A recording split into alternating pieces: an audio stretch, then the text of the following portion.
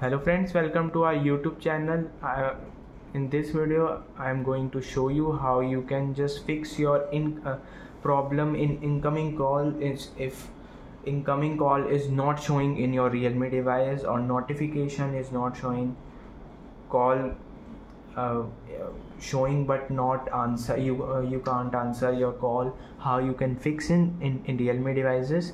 Before watching this video, if you have not subscribed to our YouTube channel, then subscribe it first and like our video for more videos.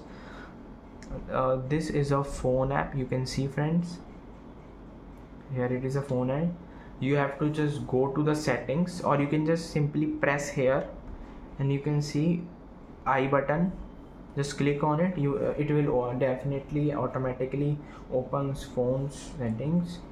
Here you have do nothing, just go to storage usage and clear cache. Also you can, if you have no data in your phone, you can definitely go for clear data also.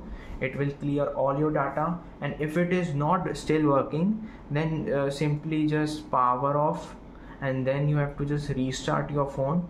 It will definitely work on your Realme device. I hope you like this video. If you like this video, then subscribe to our YouTube channel and like our video for more videos.